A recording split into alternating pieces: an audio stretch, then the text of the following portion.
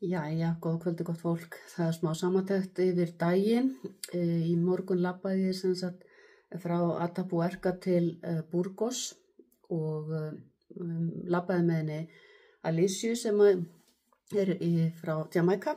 Hefur búið í Bandaríkjunum í Washington DC og við áttum afskaplega gott spjall og það var líka til þess að ég hægði aðeins á mér og labbaði ekki alveg að pratt.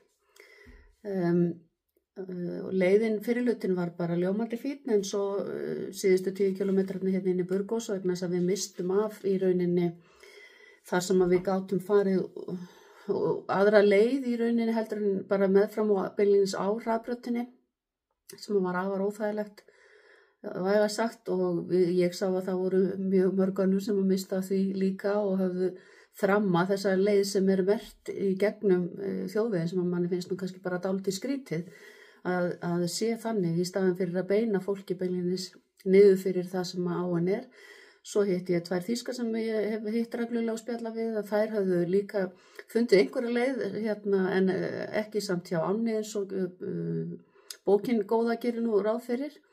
En hvaðan það er nú bara eins og það allt saman er og ég bara hvet þau sem eiga eftir að ganga þetta að fylgjast vel með þegar að Kastananes eða hvað það nú heitir sem er skammt frá það sem að hægt er þá að beygja af þessari leið og því að það er bara eiginlega ömurlegt að labba svona bara beinlínis á hraðbrautinu og við hana alveg hreint en hvaðan það?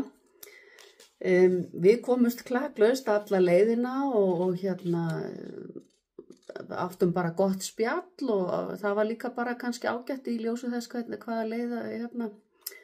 leiðin er. Hæsti punkturinn í dag var 1080 metra sem var allt á krúst í Mata Grande. Á morgun er leiðinni heitið til Hondanas og þá er ég að byrja þetta sem að margur sleppur sem að hefur farið í Jakobsveginn þessa frönsku leið og eða hjólar gjarnan. Ég hitti einmitt hérna fólk sem er að fara að hjóla leiðina, kannski að hvíla líka lúnafætur og mjaðmir, heyrðist mér. Við hittum talsvölda fólk í þvottahúsinu þegar við fórum saman í það í dag eftir að við komum. Og ég fór svo lítið út í sjálf og sér, fór aðeins hérna niður í gamla bæinn og ætlaði að skoða kirkjunu, það var einhverja viðgerðir og það var eitthvað takmarka aðgengi. Þannig að hérna ég gerði nú ekki mikið, það er bara ekki hlýtt heldur, segir Íslendingurinn, en það er það bara ekki og ég menna það fór alveg upp í 17 gráður en það er bara ískalt samt og köld golan eins og ég sagði ykkur í gær. Þannig að það var svona ekkert kannski spennandi og maður sér að innfættir eru hér bara klæddir í vetrafatna þannig að það er nú eins og það er. En svo er gleðin í þessu öllu saman að ég er nú búin að segja ykkur frá veðurspáni og Jakobsveginum alltaf hreint og það var búið að eiga rigna og hefur ekki orðið að veruleika minnstakosti en það hefur rignt á næturnar.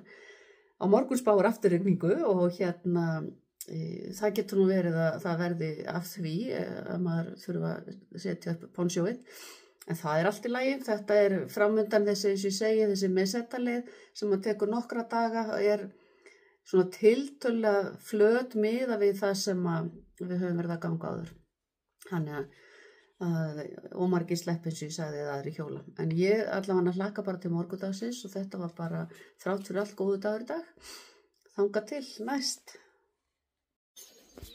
Þá er það morgunvídeóið, ég er að leggja stað hérna frá Atapuerca og til Burgos, 20 kilometrar í dag. Hittin er 4 gráður frá Veðurstofu Jakobs að þessu sinni á að rigna eitthvað aðeins í dag en vonandi bara hangir hann þurr sem allra lengst.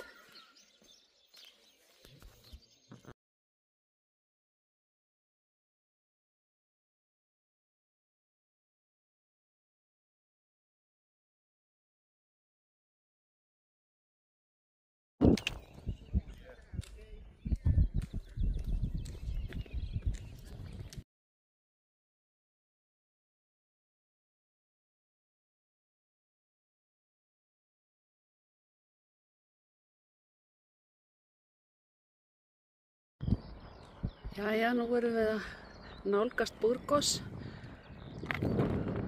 Eða 10 kilometrar eftir eitthvað svoleiðis.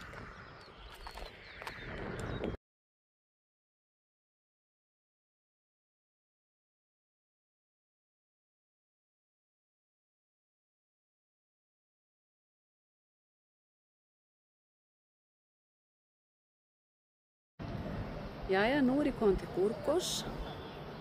Hér 17 stiga hiti og sólin glennir sig svona annað slagið.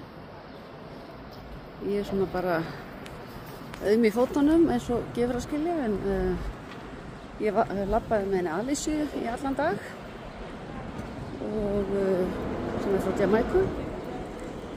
Nú erum við að þvo þvott og bíða, og til hvers að sitja á rassinu þar og bíða í staðinn fyrir að halda fram að labba. Þessu vitlaus er maður nú eiginlega, en svona þetta nú bara. Aðeins að skoða sig þó ekki sé nú mikið líf þar sem að ég á síðasta tíma.